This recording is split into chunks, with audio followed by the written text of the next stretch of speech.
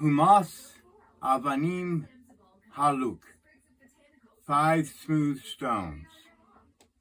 This is what David picked up from a brook and put in his bag, his shepherd's bag, before approaching the giant Goliath.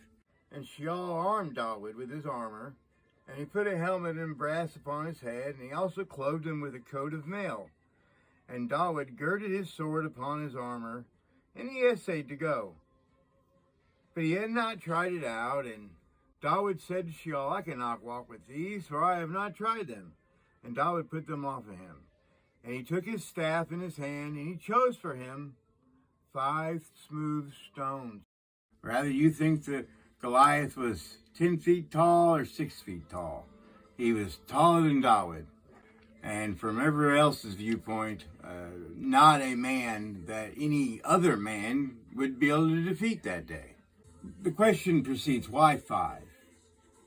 Now, there are many of drashes on this and thoughts and many of sermons done, I'm sure, about this.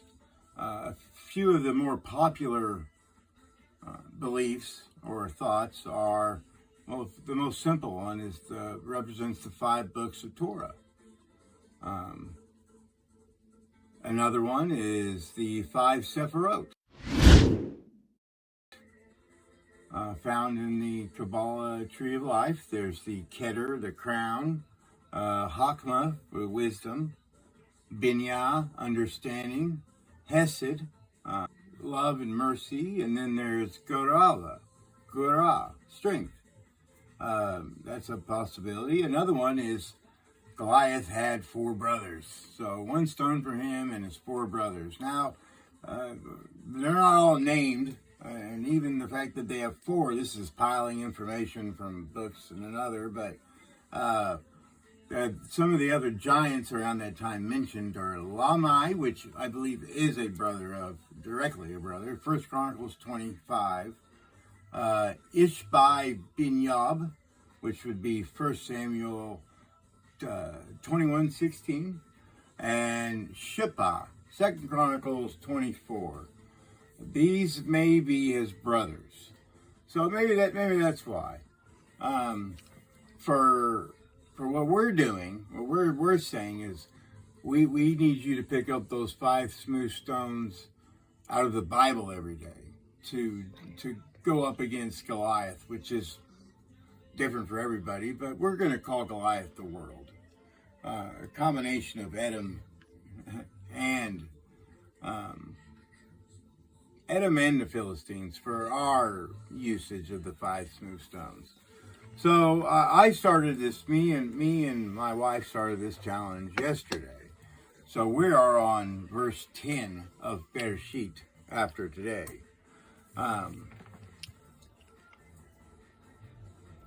Done correctly or incorrectly, you can do what I highly recommend is to read the 5 verses and then the preceding 2.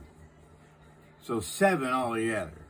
And then tomorrow you'll reread those 2 verses as included into your 5 and then the 2 following verses. This will help you with memorizing, not that that's necessary. What's necessary is getting closer to Hashem, and that will directly help you with this as well. 5 verses is something you can study, really meditate on throughout the day.